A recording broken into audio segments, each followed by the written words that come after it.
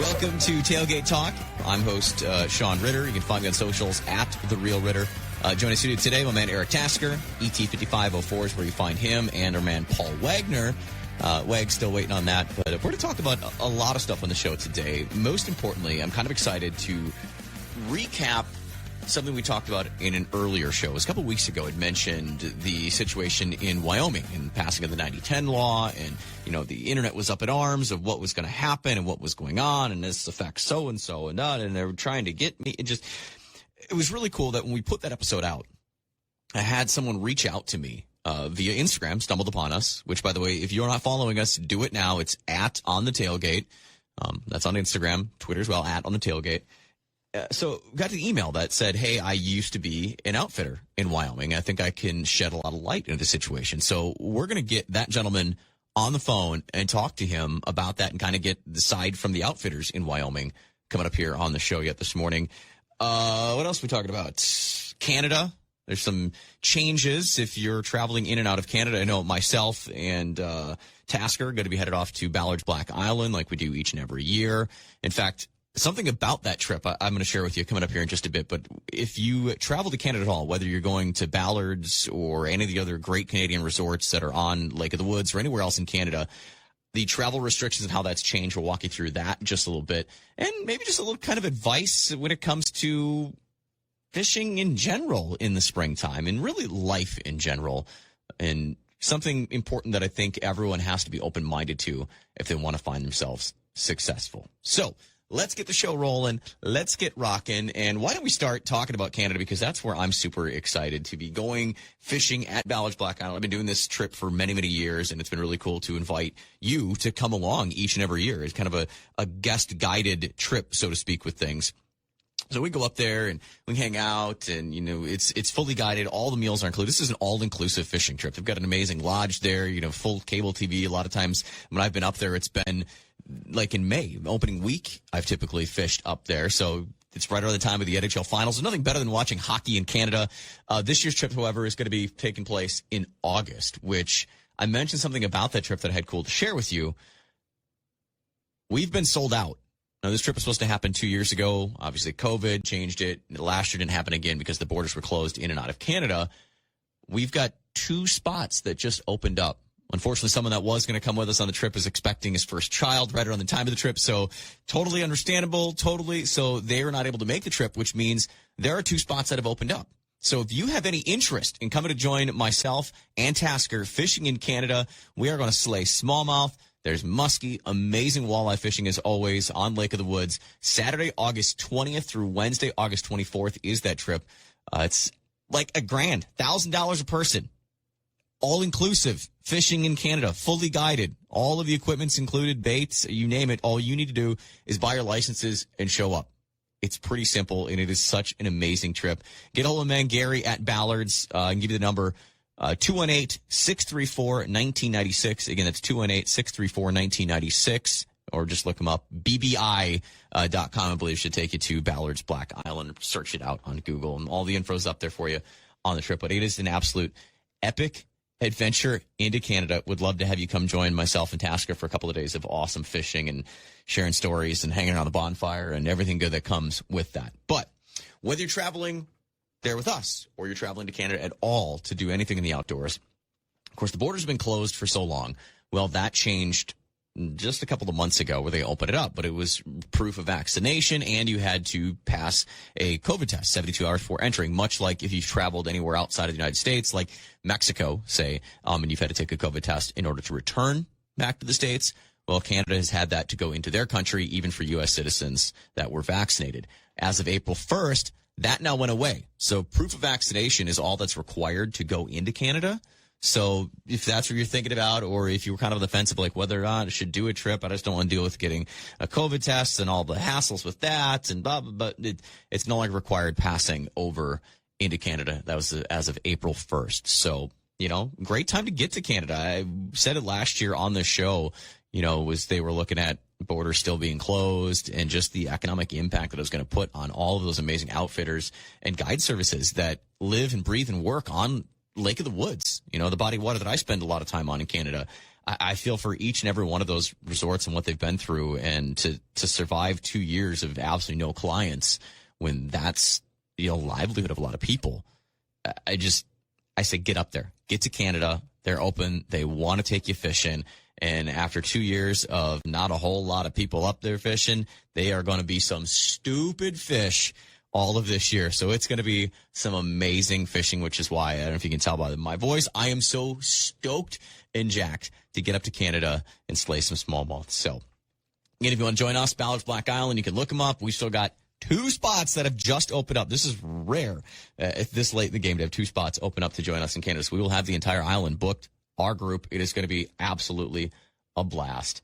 Mentioned one of the things as well for success, I think, in general of any season, not just, me being so excited about fishing season and all that kind of ramping up, but, as anglers and I think as outdoors people, we tend to get very comfortable in our certain things, in our routines. We have our favorite lakes we go to and our favorite spots with our favorite lures, and you get in that rut, that funk of just doing the same things. I was reading an article recently, it was talking about that, and this is something that I've tried really myself to do, and I did a lot of it last year, is getting out of that comfort zone and being comfortable with being uncomfortable and trying new things, embracing change, embracing something different, going to a lake you've never seen before and trying to catch fish on it, using tactics or lures that you've never used before and, just trying to figure that stuff out. Hunting, you can use in the same scenario, looking at different places to go hunting or hunting a different species. Say, you've really only done deer hunting and maybe it's like, hey, I want to try pheasant hunting this year or something else. I want to do spring turkey, which is coming up. Just embracing change and learning new things generally can help us become not only better people, more versatile, but in the end of it, more successful. And I found that myself in fishing last year, again, going to lakes that I'd never fished before. I mean, the only time that I'd seen them was looking at maps and studying lake maps. When I rolled up to the launch, that was the first time I'd even seen that water with my eyes and going out and fishing. I found it so much fun. It was a struggle at times to figure it out, but once you started to put the pieces together, it made it so much more fun. So if you find yourself in that rut at all, think about that. Try something new. Embrace the change. Get comfortable being uncomfortable. When I saw the article, I'm like, it's something I felt like I needed to talk about on the show because we all get that way. We all get in our rut. We all get comfortable with our same things, and embracing the change and being uncomfortable will make things more fun. Trust me. All right. I've been there, done that. I've tried it. So maybe that being uncomfortable thing is being uncomfortable with going to another country to fish. Well, we got 2 spots for you to come join us in Canada.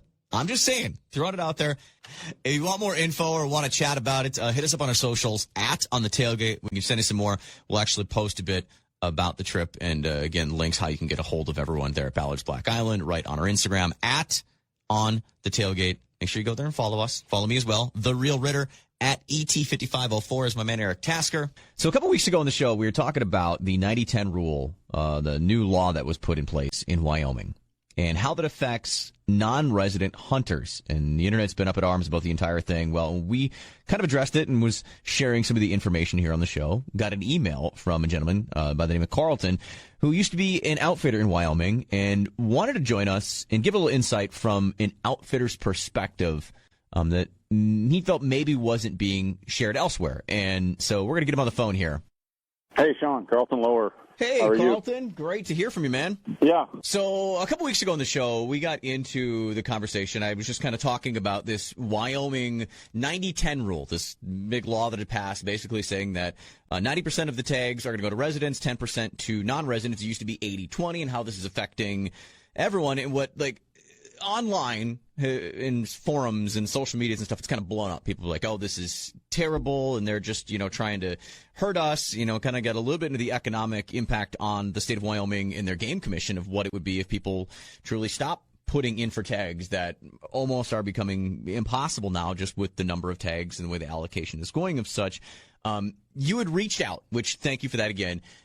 And you used to be a guide in Wyoming and had some insight as to a little bit different perspective on the whole thing that maybe isn't being shared elsewhere online and that we really didn't hit on our show talking about it? I mean, just to give you a little backstory, I just wanted the messaging to, what the true messaging behind all this stuff. It's super complicated, Sean, as far as what's going on up there. Right. And I think from my perspective, and I love that you reached out. I've moved to Texas for, I took some work down here, so I am out of Wyoming, but I've lived there. I lived there. I outfitted there. I sold real estate there. I've done it, but I also wanted, I just want the messaging. This bill is by no means enhancing anything for outfitters. It's actually undercutting a lot of things, and it's also undercutting a lot of things for just the economy of Wyoming, because hunting is such an integral part, and tourism is an integral part to Wyoming. So that's kind of where I was coming from, that this is not just here to protect the outfitters. The residents are the ones that don't like the non-residents. Some residents. Carlton, what you said there is actually a really good point, and that's, a lot of what first people think is, oh, I'm a non-resident, this is out to, get me. And that's the messaging that I had said originally in the show, is kind of talking about that's how it looks on the outside, is that it's making it harder as a non-resident to hunt out there. But what you said right there was exactly, I think, a point that's missing, is that there's these small communities, that there's people that are outfitters that, make their money on non-residents coming there. Absolutely. The mom and pop restaurants, the mom and pop hotels. There's so many facets of the hunting and tourism industry in Wyoming that we honestly don't know what the long-term effect's going to be on. I can tell you from an outfitting standpoint that, if you cut my tags in half of the amount of non-residents that I can draw from, that's going to have an impact on every outfitter in the business. How long did you guide and be an outfitter there in Wyoming? So I moved to Wyoming in 2003. My father-in-law was an outfitter there since the 1970s, early 1970s, and I took over the business when he passed away about 7-8 years ago. But as soon as I moved there, I was guiding for him. I climbed all the way up, foreman on the totem pole packer, up to getting my outfitter's license and running the business. And did you find it was far more non-resident people booking with the outfitter, or was there actually a fair amount of residents that drew tags? There are a fair amount of residents. When you look at what this law has done, what's changed is for the big five: your bighorn sheep, moose, mountain goat, grizzly bear, ice. And those are the hardest tags to draw in the state of Wyoming right now. The residents in it.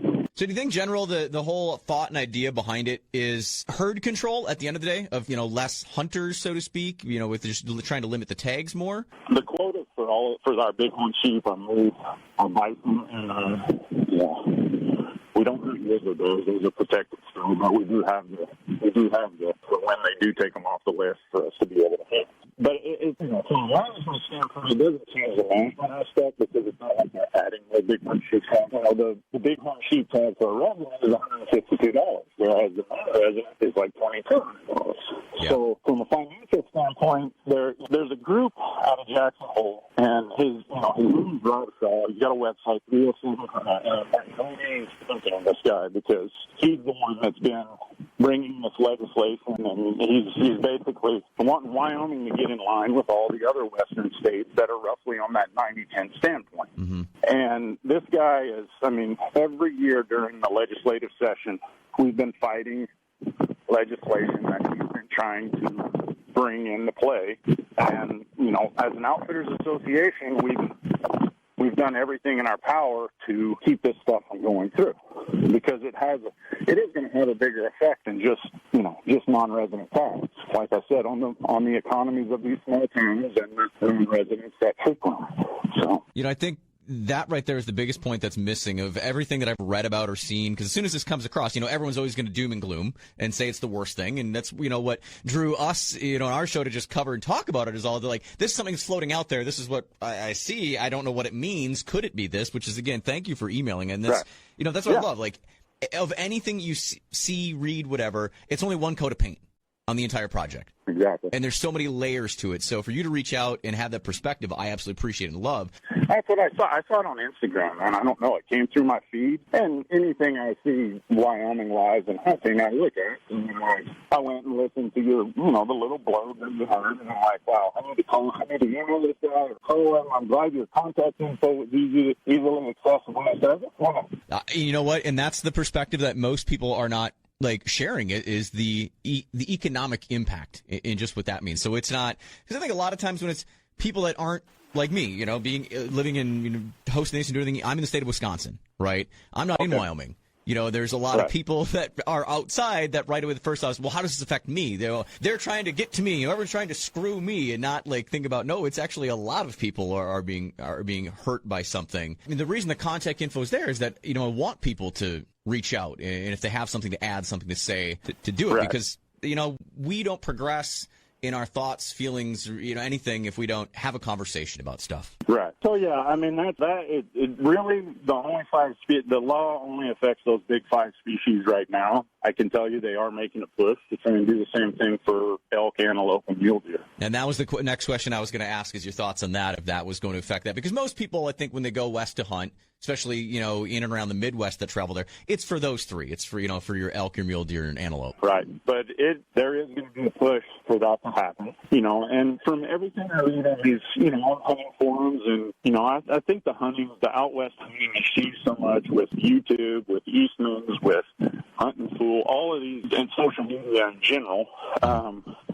There's more people wanting to go out west and hunt, and the demand is super high for all of these tags. And when you do that, the Game and Fish doesn't have any problem selling out all the non-resident elk tags, deer tags, antelope tags. Mm-hmm. It's just, I get it. Now that I've moved to Texas, Wyoming is probably the greatest state for hunting and for also public land access. Mm-hmm. And, I get it where these non-resident guys are saying, look, all of these elk and antelope and deer, a lot of them live on public land, which is basically everybody's land. You in Wisconsin, you now down in Texas, it is enumerated in all the state documents that the wildlife does belong to the state, and they're interested to manage that. So these guys I see a lot where the problem that I see is that they're changed for a lot of these guys who are invested lots and lots of money into putting in every year in the preference points. What it does is that basically some of these guys have been putting in for 20 plus years, and now you shrink the tag number in half, and it just basically it takes that guy that's 65, 68 years old that's looking to draw that shoot tag and could push him into his 80s, or if not further. And that's the unfortunate thing that I see from a hunting standpoint. That's really not fair to, and it's also not, but they'll argue that, hey, I'm a resident of Wyoming, and it's still taking me 25, 28 years worth of preference points to try and draw a shoot tag. So there's both sides to the story, and it's just such a super complicated, I don't think to make everybody happy in trying to figure it all out. You can't make everybody happy. No, you know what? That's exactly the best way to wrap everything, is that everything's super complicated, and you're always going to make someone not happy. Right. Thanks for the perspective, Carlton. Really appreciate it, man. I thank you again. Yeah, no worries, man. I mean, I hope I'm by no means saying that, my opinion. It's my opinion. I wanted to try and educate you guys on, from a boots on the ground standpoint, where the backstory is on all of this stuff that's going on now. We appreciate it. Thank you so much, Carlton. Again, if you want to weigh in anything we ever talk about on our show, feel free to email us. The email is posted right there on the podcast, or otherwise you can always hit us up via our socials @On the Tailgate. You take care, Carlton. Thanks again. All right. Thanks, John. All right. Wag's going to jump in here, and we're going to talk about with the new seasons coming, be it turkey season, be it fishing season, things you do differently as you head into a new season. How have things been lately? As we kind of getting caught up. I know we did stuff over the phone. We were talking last week, but I still feel like it's been forever. Yeah, things are going okay. It's I'm getting excited for turkey season. It seems like I get excited, like you get excited for fishing. Ice is thawing. You can get the boat out. You can start doing things like that. I think I'm still in that situation because I'm so late to the game, where I am now excited about the seasons. Sort of when I was in high school, I got excited about baseball. As soon as baseball was over, then it was football season. As soon as football was over, it was basketball season. So I'm started getting into that, and I'm really anxious for the turkey season to come up. I think things are going to be good. I like it. I like the fact that I'm doing more with my property now. I frost seeded, as we know, like right now. Yeah, we talked about that last week on Yeah. the show a little bit. There's some stuff that you did ahead of time, which I was actually going to talk about and bring up some stuff we do before seasons. We can get to that later on, but. Yeah, so you had told me, so when we talked about the frosting, you'd give me a couple off the air, you'd given me a couple herbicides or pesticides to kill grass and not clovers, and I'm still going to go up there and do that. I haven't done it because it says to start to kill the greens that you don't want. You got a little bit of green growth growth to start. So I think maybe I'll let it come up, let it show its face, and then go with those sides and then just kill them off and make sure they're clover plots. That sounds awesome. Yeah, I mean, the thing I was going to bring up, I mentioned starting things, is before you get into seasons, do you find yourself restocking, replenishing, buying new things, upgrading equipment? I mean, do you do that before turkey season, before deer season, before fishing? Is there anything that you do, or is it just kind of focusing on your land and the land management aspect of, growing things? Yeah, I think that's it. If something new comes out or I see something and it intrigues me, I like to do it. I think the biggest thing I do is, you being the fisherman and me not, sometimes my line, now I don't know this, you'd have to tell me this because I just thought of it right now when you asked me the question. I switch out the line every 2 years about. Mm-hmm. I don't know if it dries out or what. I think that's a good standard for most people. I mean, somebody like, every season you should re-spool. I mean, we're not fishing for $100,000 in a tournament. You're right, okay. Like most all of us, we're not. So, if you change out your line every 2 years, it's fine. I've actually got some spools, I think, that probably my line is like 4 years old, but it's a braid. Gotcha. And I don't ever tie straight braid. I run large fluorocarbon leaders off my braid. My braid is basically just the length of the line, or the backing, so to speak. What the fish are seeing, everything that I do, I'm looking at anywhere from I don't know. Sometimes I do 12 feet. Sometimes I do 3 feet fluorocarbon leader on it. And those are constantly being, new leaders constantly being retied. But the actual, any of my spinning gear that I run braid, you can say, I'm doing it wrong. I don't actually redo my braid after every season. The thing that I do spend a lot of time ahead of time before season, which is I've been doing a lot of lately, is going through tackle, figuring out what I have, what I'm going to need or want for the upcoming season, and start looking around and start placing tackle orders and trying to figure out what I want for some stuff. I joked with Tasker, we were texting a couple days ago. I was like, I was up online, whatever, and he told me something he was doing. I was like, I just bought 2 new reels and spent $50 on X-Zone lures. I dropped $50 in plastics and bought 2 new reels. I'm like, that was my day. How about you? Oh yeah, I look. That's about the only thing that I do. My musky baits, as we've talked about, I don't necessarily go out there for the spring. I mean, whatever. I can smallmouth, largemouth. I mean, I do, but my musky baits are my main thing, and I have a small selection of them. I'm going to say about 15 to 20, and those are my go-tos, and I use them all the time. I don't go out and spend $50 on a musky lure. The ones that I have, whatever I've gotten over at Dick's or wherever I go. You do a lot of Suics, right? You're saying you fish a lot of Suics? Yeah. And you know what? So my range in spending on those, whether it's a different color, I don't necessarily veer off of my color pattern. Sometimes I'll replenish that same color pattern. Like I said, I really like I like the walleye. I like the walleye paint. I like the silver. I like the chartreuse. There's different colors I like. I don't fade off too much, so I like to spend. I think my musky lure limit is probably about $25 because when I go over that, I'm afraid. I'm kind of there with you. And honestly, I feel that yes, color may be a factor, but I think that's on a minute level. I think the action of a lure is more important than the color. I mean, Gerald Swindle says it best. I mean, when it comes to jigs, you need 2 colors of a jig. You need a black jig and a brown jig. That's it. There's all these colors of jigs, but at the end of the day, black jig and a brown jig, you're going to catch fish. It's how you use the jig. It's there, when it comes to crankbaits, the action of the crankbait. Because think about, what do fish actually see? movement, action. Right. Or they feel it in their lateral line and they react to it and strike. It's not, it's not often that they're staring at it like, oh, that doesn't look like a natural color pattern. I shouldn't eat that. Most of the time when they eat it, something's pissed them off. They're just going to eat it. And with all your bass, everything, like I go to it now. Obviously, we're in the transition before turkey and after. There's a lot of fishing going on right now, and we watch it all the time. I do on both the channels, so I'm watching live. You're right. As soon as that bait, as soon as it hits the water, bam, something. It's nothing to do. It's with the action. It's with the nuisance, the annoyance. And I would assume when we were talking earlier, I don't know necessarily, we were talking about salmon runs and coho and kings. If they're not hungry, they might just bite that bait because they're pissed.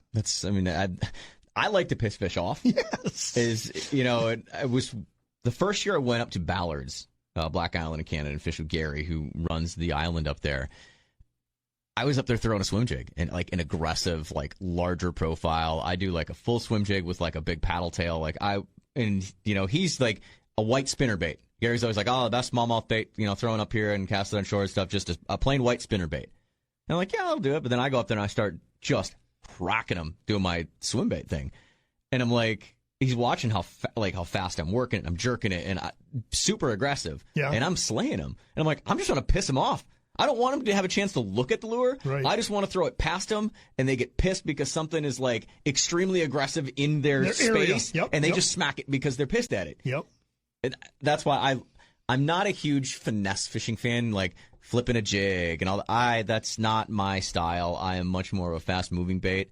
I know in the realm of things I'm doing, getting into kayak fishing and competitive kayak fishing, I have to become more versatile. I can do those things. I just don't like doing them. Right. I spent last summer doing some more of those things that I don't really like to do, but okay, I'm going to have to do it because there's going to be a body of water that I have to go to fish at that some of the styles that I like to fish aren't what are working at that time. That's not the pattern they're on or whatever. So, yeah. Some of the baits I've been purchasing, I've been doing a little more finesse of things. Or really, there's one, I mentioned X-Zone. There's one of their newer baits I think is going to be this year's Berkeley Max Scent Flatworm, back when the flatworm came out in 2020, when it won tons of tournaments and you could not find them in stores, sold out. I think that's what this specific X-Zone soft plastic bait is going to be this year. I think it's going to be the new smallmouth candy because you can Ned rig it, you can drop shot it. It's awesome, and I'm going to Ned and drop shot it a lot. I think you mentioned that earlier. I think we've talked about that before. I think we have. But I know I've talked about the flatworm. I've talked about the Berkey Max Scent Flatworm, how great that was. Couldn't get it, couldn't find it. COVID. Remember we were talking about COVID, lack of supplies, et cetera, et cetera. But yeah, I'm with you. That's why I've actually had some listeners or some guys that I call, and you've known them. I've sent text messages over to you, and though I don't have socials yet, they blow up my phone. But I don't like musky fishing on lakes, and I just don't do that. I like floating. I like doing things. I like seeing different things. I just can't do it. I've done it one time, and I don't want to circle a reef, a drop, a point, a rocky hole, a weed bed, submerged vegetation. I don't like that. I don't like suckers for muskie. I don't like planer boards. I like fast action, throwing these big whoop, whoop, whoop, whoop, whoop, whoop, and trying to if there's a cedar tree overhanging and I see a little shady spot, I want to hit it in that hole, bam, and hopefully he hits it. Or come around a rock that's creating an elevation over there. I want to come through there. I want to do that. I got to be fast. And maybe that's just different. Like you said, if I'm going to come up and just try to sit on a pier and flip under a dock and try to, I like it. That's why I like musky fishing that way rather than on a lake. Make one pass past it this way, turn around, go the opposite way, make the pass the opposite direction because sometimes they just like baits coming from this direction versus that direction. So that's what's the current underneath? Why is it doing this? Why okay, the temperature, it's a degree, it's a degree warmer over here. What? No, let's just float and let's just get lucky because as we've talked before, so much more action. No 10,000 casts for me. I can't handle that. Yeah, I don't think it was. I'm trying to think back. My first muskie I caught, I was not 10,000 casts. Right. First muskie technically came from a tip-up ice fishing. on, of all places, the Fox River in Really? De Pere. Ice fishing out there as a kid in high school, muskie on a tip up out there. That'd technically be the first muskie. The first muskie hook and line caught was up in Canada. And yeah, there's no way it was 10,000 casts. Because I didn't really start thinking about actually muskie fishing until later on, until I started actually going up to Canada. When it's like, okay, well, there's actually like a legitimate chance at these fish up here. Like, okay, I'll do some more muskie fishing. I've, again, always been I'm a brown fish person. Yeah. I love my smallmouth, but that's because of where I grew up. I grew up in Green Bay. I grew up a Great Lakes guy. So Sturgeon Bay and fishing smallmouth is still where my heart is. It's what I love. So if I have the choice, it's always what I want to do is fish the brown fish, which was on our day. Would you rather green fish or brown fish? Majority was all brown fish. And I was like, yeah, those are my peoples, but I still love catching largemouths too. Tasker was one of the ones that voted green fish, but, he was just because he wanted to be different, I think is what it was. Anything that's on the line. Anything I can eat. I think at the end of the day, that's how we all are. We're just happy to have anything at all be successful, whether it's hunting or, that's the kind of stuff we love to talk about. So if you haven't done it already, make sure you follow us on our socials @On the Tailgate. I am at The Real Ritter. My man Eric Tasker at ET5504. And we're going to be back next week. Got some cool stuff coming up here on the show. Some interesting things we're going to share with you, and maybe a co-collaboration with another pretty big show. We're going to leave that little nugget there for you. Can't wait to chat with you next week.